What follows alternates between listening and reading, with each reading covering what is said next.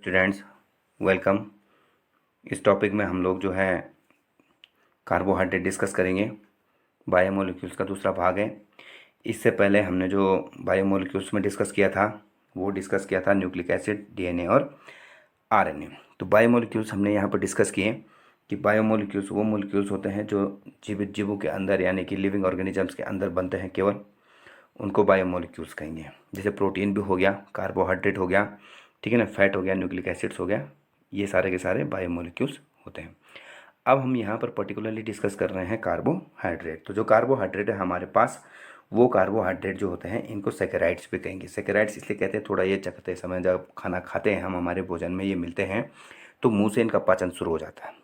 तो जैसे ही हमारे मुंह में, हमारी जीभ में ये आते हैं तो हमको ये मीठापन जो भोजन में नज़र आता है, भोजन में जो महसूस होता है, वो कार्बोहाइड्रेट के कारण ही होता है। अब ये जो कार्बोहाइड्रेट होते हैं केमिकली, रासायनिक रूप से ये कार्बन के बने होते हैं, ऑक्सीजन के बने होते हैं और हाइड्रोजन के बने हैं। फेमस एग्जांपल आपने ये देखा होगा C6H12 और O6। तो देखिए इसमें C है, H है और O है। तो कुछ इस तरीके से हम उसका स्ट्रक्चर बनाएंगे, ठीक है। और दूसरा स्ट्रक्चर हम कुछ इस तरीके से उसको देखेंगे, एक साइक्लिक स्ट्रक्चर जिसको हम होवार्ड प्रोजेक्शन कह रहे हैं, और ये जो है ओपन स्ट्रक्चर है इसको हम फिशर प्रोजेक्शन कह रहे हैं। उसके बाद यहाँ पर हमने डिस्कस करना है कि डी क्या हुआ, एल डी फॉर्म क्या हुई, और अल्फ़ा फॉर्म क्या हुई, बीटा फॉर्म क्या हुई, ठीक है, ग्लूकोज क्या हुआ, ठीक।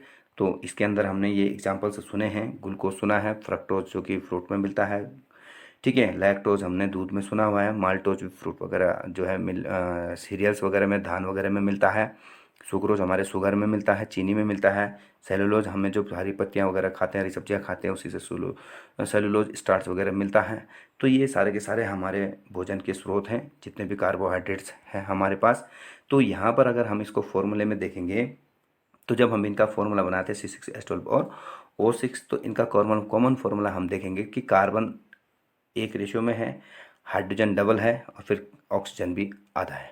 तो कुल मिलाकर के इनका रेशियो हो जाता है 1:2:1, ठीक है। और इसका फॉर्मूला अगर हम कॉमन बनाएंगे, इसका जनरल फार्मूला बनाएंगे हम, तो एक C ले लिया, 2H ले लिए और एक O ले लिया और इसको होल N कर दिया। अगर N बराबर हम 6 रख देंगे तो हमारे पास ये फॉर्मूला निकल करके आ जाता है। तो कुल मिलाकर के यहाँ जो कार्बोहाइड्रेट में कार्बन, ऑक्सीजन और हाइड्रोजन का जो रेशियो होता है वो रेशियो होता है 1:2:1। अब जितने भी बायोमोलिक्यूल्स हैं कार्बोहाइड्रेट के, जैसे अगर आपने न्यूक्लिक एसिड से भी देखा तो न्यूक्लिक एसिड में भी यही थे, कार्बन था, ऑक्सीजन, हाइड्रोजन था, साथ में क्या था, नाइट्रोजन था, साथ में क्या था, फॉस्फोरस था, और एक प्रोटीन जब हम पढ़ेंगे तो वहाँ पर हमको सल्फर भी नजर आ जाएगा। तो जो न्यूक्लिक एसिड है हमने वहाँ पर कुल मिला करके ये 5 एलिमेंट्स देखे थे, एक हमारे पास ये भी आ जाएगा। तो इस तरीके से जो ये 6 मेन एलिमेंट्स हैं हमारे जो केमिस्ट्री में, इन 6 एलिमेंट से मिलकर के ही बायोमोलिक्यूल्स का सिंथेसिस होता है, बायोमोलिक्यूल्स का निर्माण होगा।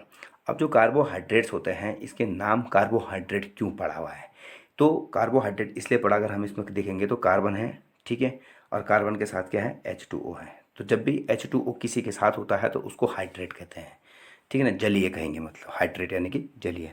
और कार्बन को किस नाम से दे दिया, कार्बो, हाइड्रेट हो गया, ठीक है, इसलिए ये बन गया कार्बोहाइड्रेट। तो यहाँ पर हमने इसके लिए टर्मिनोलॉजी, इसकी शब्दावली को खोल के रखा हुआ है। हाइड्रेट, हाइड्रेट कैसे मोलिक्यूल्स होते हैं, विद H2O, जल के साथ जो अणु होते हैं वो क्या कहलाते हैं, हाइड्रेट कहलाते हैं, और इनको मीठा होने के कारण सेकेराइड्स हम इन्हें कह रहे हैं। अब जो कार्बोहाइड्रेट्स हम पूरे के पूरे डिस्कस करते हैं, जो हमने यहाँ पर ये एग्जाम्पल्स देखे हैं, ग्लूकोज हो गया, फ्रक्टोज हो गया, लैक्टोज हो गया।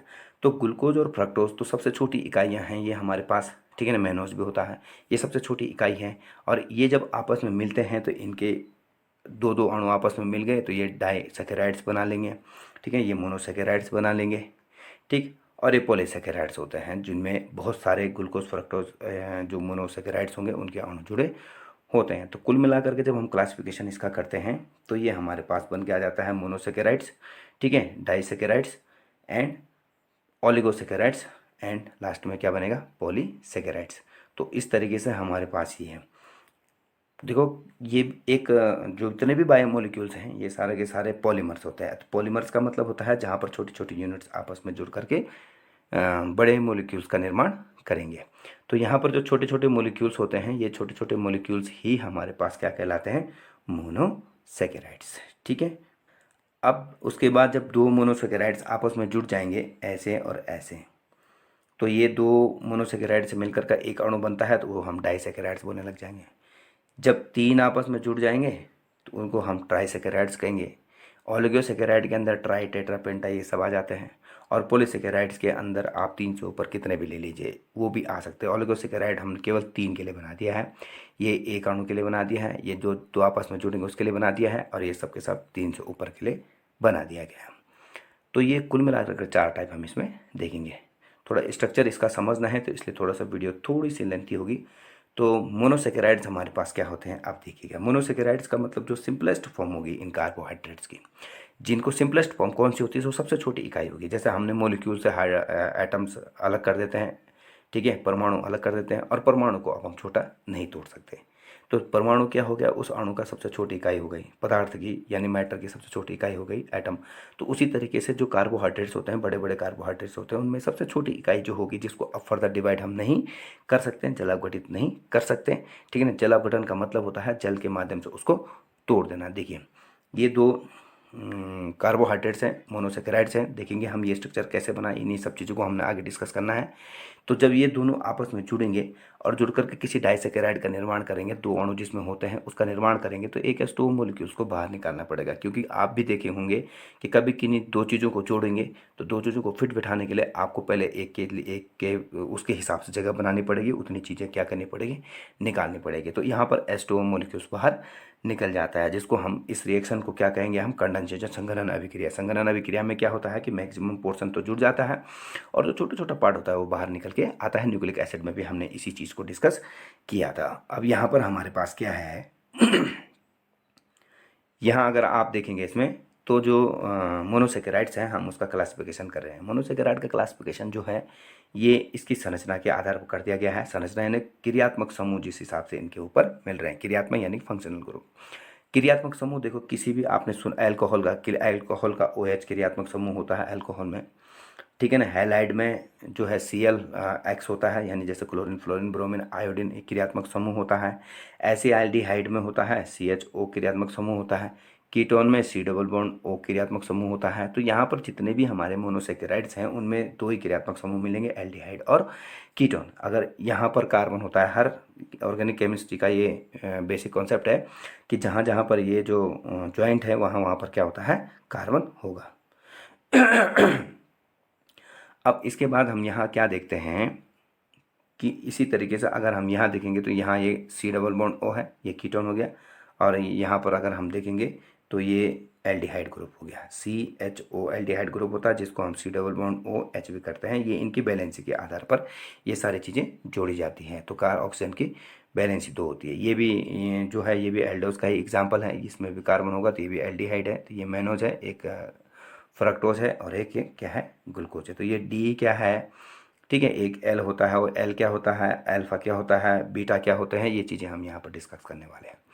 अब यहाँ पर अगर हम देखेंगे तो एल्डोज में सबसे पहले हमने दो है हमारे पास, एल्डोज कीटोज, तो हमने पहले डिस्कस कर लिया एल्डोज।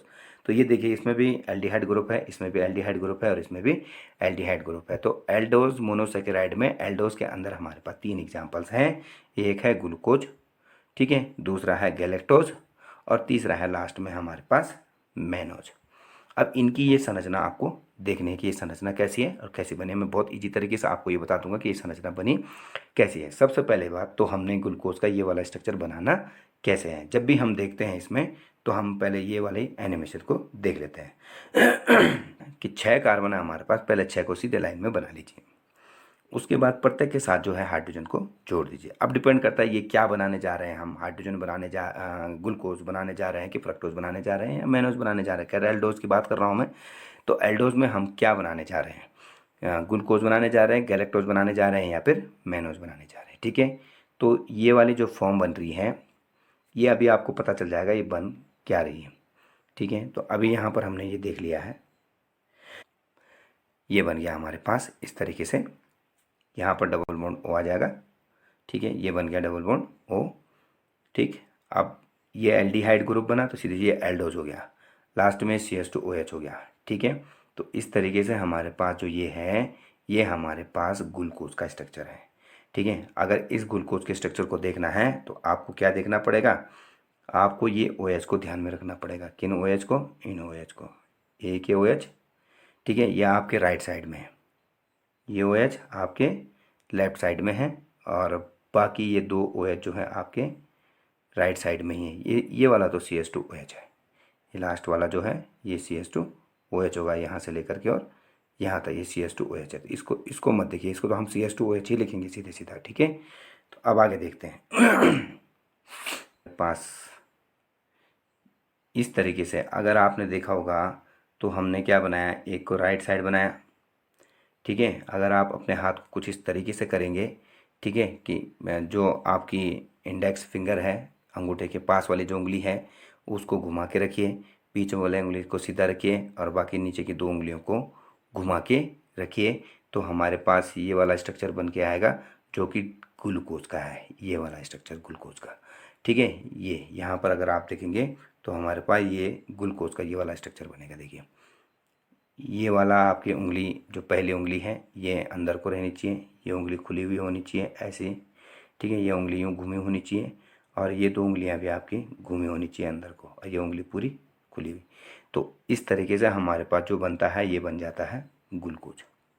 अब इसी तरीके से हम क्या बनाएंगे, मेनोज को। तो मेनोज में हमारे के पास क्या है, अंगूठे के पास की जो 2 उंगलियां हैं वो पूरी खुली हुई और जो उसके बाद की 2 उंगलियां हैं वो पूरी बंद। ये OH की पोजीशन के लिए हम इसको दिखाने की कोशिश कर रहे हैं। तो अब आप यहाँ पर देखेंगे तो ये है हमारे पास मेनोज। तो ये 2 उंगलियां खुली होनी चाहिए OH के लिए और ये 2 उंगलियां पीछे के लिए बंद होनी चाहिए, ठीक है। तो ये हो गया मेनोज। अब बात आई किसकी, गैलेक्टोज की। तो गैलेक्टोज और ग्लूकोज को अगर आप देखेंगे तो केवल और केवल डिफरेंस जो है इसमें, इसके लिए अगर आप उंगलियां बनाएंगे तो एक उंगली पहले वाले उंगली बंद, ठीक है, और 2 उंगलियां खुली और ये उंगली भी बंद। तो बीच की दोनों उंगलियां खुली और किनारे की दोनों उंगलियां बंद। तो ये किसके लिए बन जाएगा, गैलेक्टोज के लिए, ठीक है। और ये सब के सब क्या है, डी है। अब ये डी होते क्या है ये हम यहाँ पर देखेंगे। फिलहाल आपने ये स्ट्रक्चर समझ लिया। आपको ओ कैसे बनाने हैं, किधर रखने हैं, 6 कार्बन रखें, पहले कार्बन को छोड़ दीजिए और लास्ट छठे कार्बन को छोड़ दीजिए, रहे बीच के 4 कार्बन। इन 4 कार्बन के लिए ये उंगलियों का फिंगर की पोजीशन को समझिए आप, ठीक है। तो आपका जो है ये स्ट्रक्चर बन जाएगा। उसके बाद हमारे पास क्या है, ये डी एंड एल को देखते हैं। अब हम डी, आपने अभी देखा डी ग्लूकोज क्या होता है, डी और एल। डी का मतलब होता है डेक्स्ट्रो रोटेटर जो कि दाएं और घुमा देगा, और लीवो का मतलब होता है लीवो रोटेटर जो कि बाएं और घुमा देगा। किसको घुमा देगा, देखो प्लेन और पोलराइज लाइट को घुमाता है। ये कोई लाइट का स्रोत है और ये सीधे ये कहीं भी चल सकता है, जो है ये मल्टी डायरेक्शनल है, कहीं भी चल सकता है, बहुत ही से है। उसके बाद यहाँ पर आपने कोई प्रिज्म रख दिया तो एक तल पे आ जाएगा, एक प्लेन पे आ जाएगी ये लाइट। तो इसको बोलते हैं हम प्लेन ऑफ पोलराइज्ड लाइट, यानी कि समतल ध्रुवीय प्रकाश। अभी समतल ध्रुवीय प्रकाश के आगे प्लेन ऑफ PPL जिसको बोलते हैं प्लेन ऑफ पोलराइज्ड लाइट, इसके आगे हमने यहाँ पर सैंपल रखना है। सैंपल रखने के बाद हम यहाँ से देखते हैं, ठीक है, माइक्रोस्कोप की मदद से है। तो माइक्रोस्कोप की मदद से हम यहाँ अगर देखेंगे तो अगर इसने इसको राइट की ओर टर्न कर देगा इस लाइट को तो हम इसको डेक्स्ट्रो रोटेटर कहेंगे, और अगर इसको लेफ्ट की साइड टर्न कर देगा तो इसको हम लीवो रोटेटर कहेंगे। तो यहाँ पर डेक्स्ट्रो रोटेटर और लीवो रोटेटर, दाएं घुमाना और बाएं घुमाने का मैटर है। अब हमारे पास यहाँ पर जो स्ट्रक्चर है डी ग्लूकोज, जो अभी आपने उंगलियों की संरचना बनाई थी कि पहली उंगली जो आपकी इंडेक्स फिंगर है वो आपकी घुमुड़ी हुई होनी चाहिए, ठीक है, और बीच की उंगली सीधे आगे होनी चाहिए और बाकी 2 किनारे की उंगलियां जो है वो भाई 4 उंगलियों की ही हमने यहाँ पर देखना है, क्योंकि बीच के 4 ही देखने हैं। आपने अपना जो है पहला एल्डिहाइड वाला और लास्ट CH2OH अल्कोहल वाला पोर्शन छोड़ देना है, पहला और छठा, ठीक है। आपने दूसरा, तीसरा, चौथा और 5वां कार्बन देखना है, ठीक है।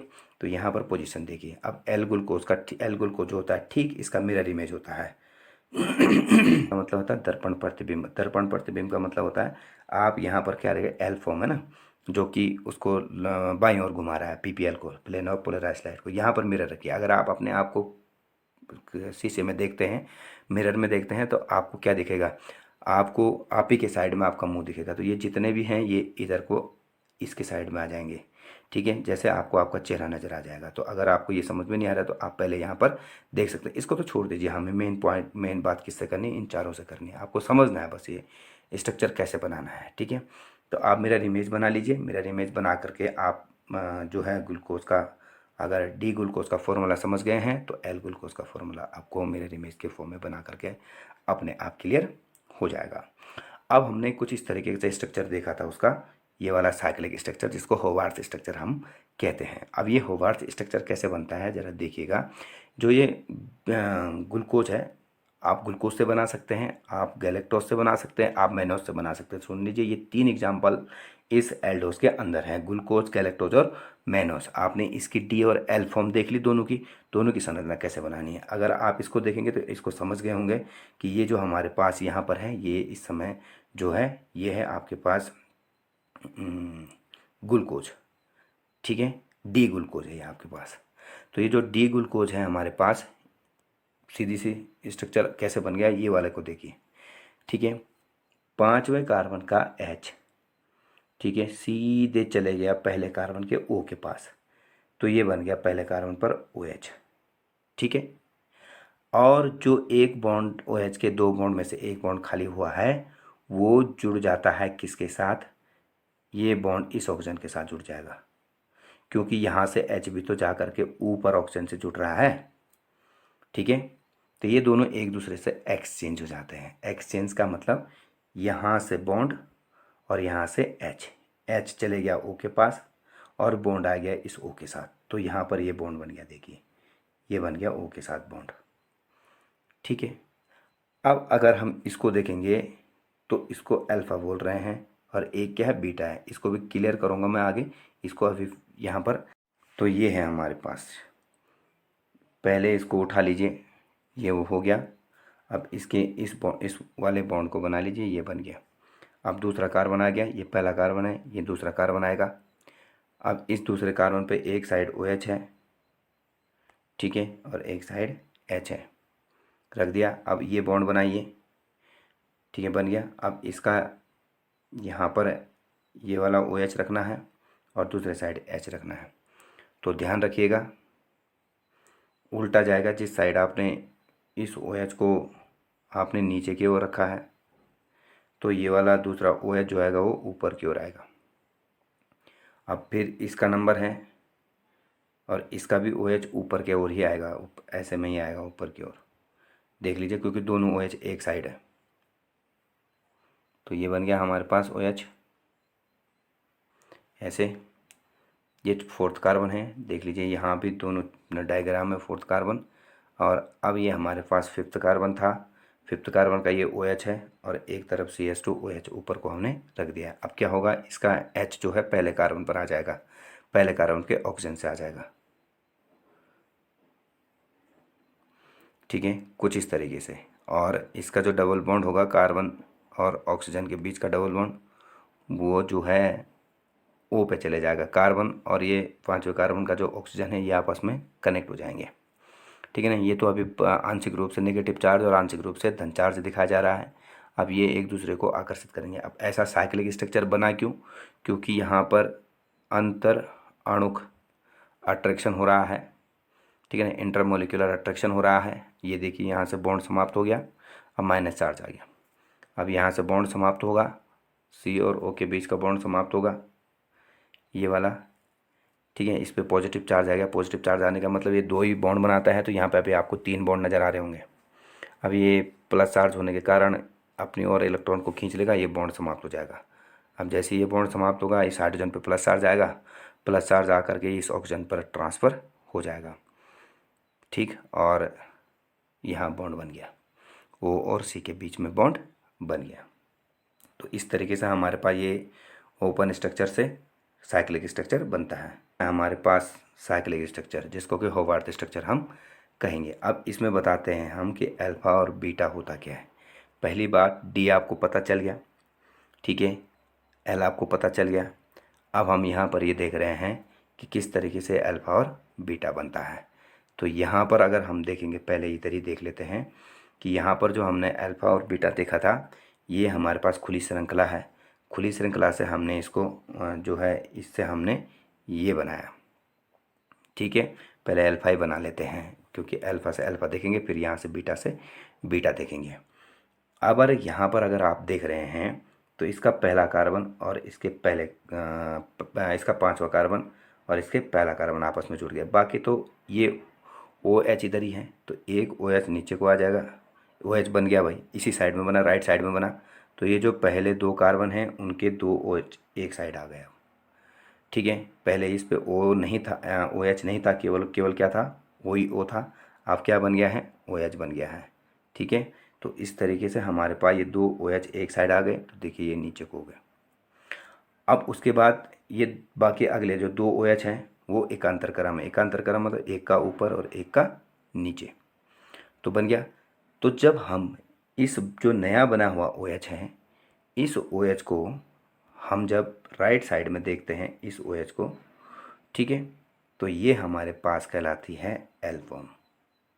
ठीक, और चूंकि डी है, ये डी क्यों आगे वाले से पता चला है। ऐसा ही आप उसमें भी बना सकते हैं एल फॉर्म में। एल फॉर्म में हम दिखा चुके हैं आपको। अब यहाँ पर अगर आप देखेंगे कि ये जो नया OH बना है, जब ये बाएं तरफ है, देखिए अब, ठीक है, ये बाएं तरफ है, तो इसको हम क्या बोलेंगे, बीटा फॉर्म। अल्फा फॉर्म हो गया, नया OH दाएं तरफ, बाकी पूरा स्ट्रक्चर सेम है, बीच के 3। और यहाँ पर बीटा स्ट्रक्चर क्या होगा, जो नया OH बना हुआ है वो लेफ्ट साइड। एनिमेशन आप फिर से देख सकते हैं, कोई दिक्कत नहीं है कि किस तरीके से ये साइक्लिक स्ट्रक्चर बनी है। अब अगर आप इसी का यहाँ देखेंगे तो इसमें देखिएगा आप कि यहाँ पर क्या हो रहा है, इसके स्ट्रक्चर में यहाँ पर हमारे पास पहला कार्बन का OH जब अब ऊपर को आ गया है, जबकि यहाँ पर पहले कार्बन का OH क्या है, नीचे को अल्फा में है, और यहाँ पर क्या है, ऊपर को है। बस इतना ही डिफरेंस है, बाकी सेम होगा।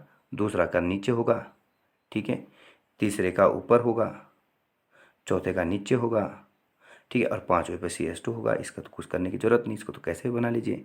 तो ये बन जाती है हमारे पास अल्फ़ा और बीटा फॉर्म। ठीक है, ये है आपके पास अल्फ़ा और बीटा फॉर्म। अगर यहाँ पर आप देखेंगे तो यहाँ पर ये दोनों OH नीचे को हैं, और ये जो नया OH बना है इसे सर्कल में दिखाया है, और ये येलो में हमने इसको नीचे को दिखाया है पुराना। तो ये बीटा फॉर्म और ये अल्फ़ा फॉर्म। ठीक है, तो ये बन गई हमारे पास पूरे के पूरे मोनोसेकेराइड के केस में। ये जो ग्लूकोज का एग्जांपल दिखाया, आप इसी से गैलेक्टोज बना सकते हैं। इसी तरीके से आप जो है मैनोज को भी बना सकते हैं। अब हम डिस्कस करते हैं कीटोज, दूसरा ग्रुप। कीटोज में हमने यहाँ पर देखा है कि कीटोज जो होता है वो हमेशा उसमें कीटोनिक ग्रुप होता है C+O, और ये है हमारे पास C+O का ग्रुप, यहाँ पर C होता है, तो ये कीटोन बन गया भाई, ये कीटोनिक ग्रुप है। अब यहाँ पर हाँ, यहाँ पर क्या होता है, जैसे पीछे था वैसे ही सेम यहाँ पर भी बिल्कुल सेम है। बस यहाँ पर क्या होगा कि यहाँ पर जो है हमारे पास, अब चूँकि डबल बॉन्ड यहाँ पर दूसरे कार्बन पे है, ठीक है, ये पहला, दूसरा, तीसरा, फोर्थ कार्बन, और ये फिफ्थ कार्बन, और ये लास्ट वाला सिक्स कार्बन। डबल बॉन्ड जो है, डबल बॉन्ड वो दूसरे कार्बन पे है। तो यहाँ पर जो बीच में कनेक्शन बनेगा, इसे साइक्लिक बनेगा, ये होगा यहाँ से तो पाँचवा ही होगा, लेकिन यहाँ से दूसरा कार्बन होगा। जबकि ग्लूकोज के केस में क्या हो रहा था कि जो C+O है वो पहले कार्बन पर था, तो इसलिए बॉन्ड पहले और पांचवें कार्बन के बीच में बना। तो यहाँ पर डबल बॉन्ड दूसरे पे है, तो इसलिए बॉन्ड कहाँ बनेगा, दूसरे और पांचवें कार्बन के बीच में बनेगा। सेम वही होगा, इसका H इसके पास चले जाएगा, ठीक है, और इसका बॉन्ड इसके पास आ जाएगा, O के पास आ जाएगा। ठीक, तो कुछ इस तरीके से हमारे पास ये है। देखो, डी फ्रक्टोज और एल फ्रक्टोज सेम सेम कहानी है। ठीक है, हमने कुछ नहीं करना है, जैसे ग्लूकोज था वैसे के वैसे करना है। बस यहाँ पर जो इसका राइट हैंड साइड, ग्लूकोज का जो राइट हैंड साइड का OH था वो CO में बन गया है। ये ग्लूकोज का राइट हैंड साइड का OH था जो, ये डबल बॉन्ड O बन गया है, बाकी कुछ नहीं हुआ है। बाकी सेम, दोनों तरफ सेम है, किसमें, फ्रक्टोज में। तो फ्रक्टोज को देखोगे आप तो यहाँ पर ये डबल बॉन्ड O बन गया, ठीक है ना, बाकी सेम है, ये इधर है और ये दोनों इधर है। यानी वही चीज़, ये मुड़ी हुई उंगली, ये सीधी उंगली, और ये दो मुड़ी हुई उंगली। ठीक है, ये ग्लूकोज का ही है, ग्लूकोज का स्ट्रक्चर है। बस इसके इस जो कार्बन है, ये वाला कार्बन है, ठीक है, इसमें डबल बॉन्ड O आ गया है। तो जब इसके साइक्लिक स्ट्रक्चर बनाएंगे तो इस तरीके से साइक्लिक स्ट्रक्चर बन जाएगा, और ये हम इसको घुमाएंगे सेम उसी तरीके से ये घूम जाएगा। बस यहाँ पर पहला, दूसरा, तीसरा और चौथा, और यहाँ पर कहाँ आ गया, पाँचवा। ठीक है, यानी सॉरी, इसमें क्या होगा, यहाँ पहला ये कार्बन है, दूसरा ये होगा, तीसरा ये होगा, फोर्थ ये होगा, फिफ्थ ये होगा, और सिक्स्थ ये होगा। तो यहाँ पर जो बॉन्डिंग हो रही है वो पहले और फिफ्थ, दूसरे और फिफ्थ के बीच में हो रही है। ठीक है, तो ये इस तरीके से स्ट्रक्चर बनेगा इसका, इन दोनों के बीच में साइकिल बनेगी। ठीक है, सेम वही तरीका जिस तरीके से आपने पहले एनिमेशन देखी थी। तो ये डी फ्रक्टोज है, क्योंकि ये हमने डी ग्लूकोज से बनाया है। इसको देखो, अब आप वही अगर एल ग्लूकोज से बनाएंगे तो एल ग्लूकोज से आपके पास इस तरीके से जो फ्रक्टोज बनाएंगे वो इस तरीके से बन जाएगा। तो आप इसके स्ट्रक्चर को समझने की कोशिश करिए। अब हमारे पास क्या है, दूसरा डाइसैकेराइड्स। ठीक है, तो डाइसैकेराइड्स में हमारे पास क्या होगा, दो मोलिक्यूल्स आपस में मिलकर के बनेंगे। तो इसके एग्जांपल्स है सुक्रोज, माल्टोज, ठीक है, लैक्टोज। ठीक है, तीन एग्जांपल्स हैं हमारे पास। और अगर ये C6H12 और O6 आपस में मिलेंगे दो, और एक H2O का मोलिक्यूल कम हो जाएगा, ठीक है, और दो मिल जाएंगे, तो दो मिलेंगे तो 6 तो 12 हो जाएंगे। ठीक है, ये बन गया 12 दूनी 24 H हो जाएंगे, और 6 ऑक्सीजन में से 6 और 6 12 ऑक्सीजन हो जाएंगे।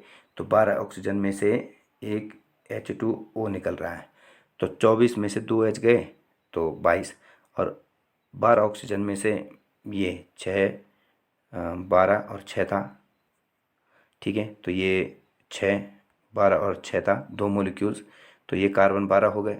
ठीक है, ये 24 होने चाहिए थे, लेकिन एक एच 2 एच बाहर निकल गए, तो कितने हो गए 22।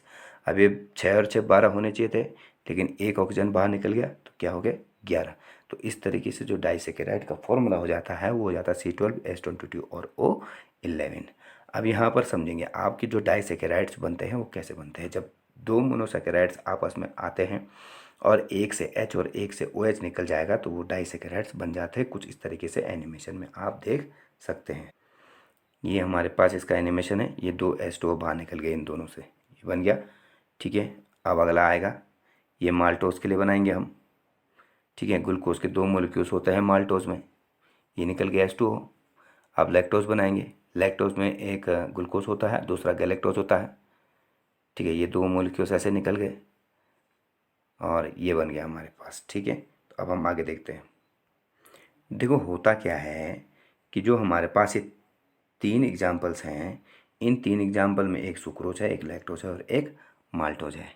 सुक्रोज में एक ग्लूकोज होता है और एक फ्रक्टोज आपस में मिलते हैं, तो वहाँ से H2O बाहर निकल गया, ये बॉन्ड बन गया इनके बीच में।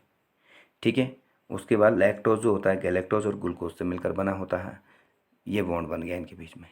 माल्टोज में क्या होता है, दोनों मोलिक्यूल ग्लूकोज के ही होते हैं। तो ये जो तीन एग्जाम्पल्स हैं हमारे पास, सुक्रोज जो मिलता है, देखिए हमने यहाँ पर पूरे डिटेल में यहाँ दिखाया हुआ है कि जो सुक्रोज मिलता है वो तो शुगर में मिलेगा। ठीक है, जो लैक्टोज मिलता है वो दूध में मिलता है, और जो माल्टोज मिलता है वो हमारे पास जो है सीरियल्स, सीरियल्स का मतलब होता है धान, जैसे धान गेहूँ, ठीक है ना, जो भी ये होते हैं इनमें ये मिलता है। उसके बाद दो मोलिक्यूल्स आपस में इस तरीके से जुड़ गए। इसी तरीके से हम तीन मोलिक्यूल्स जोड़ेंगे, मोलिक्यूल्स वगैरह में 3 से 10 आ जाते हैं, लेकिन 3 के ऊपर हम सब पॉली में बता देंगे। तो जिस तरीके से दो मोलिक्यूल्स आपस में H2O को निकाल के हुए जुड़े, उसी तरीके से यहाँ पर तीन मोलिक्यूल पे जुड़ेंगे, उसी तरीके से 4 पे जुड़ेंगे, उसी तरीके से कई सारे भी जुड़ जाएंगे। तो इस तरीके से ओलिगोसैकेराइड्स में हमने तीन मोलिक्यूल्स आपस में जोड़ दिए।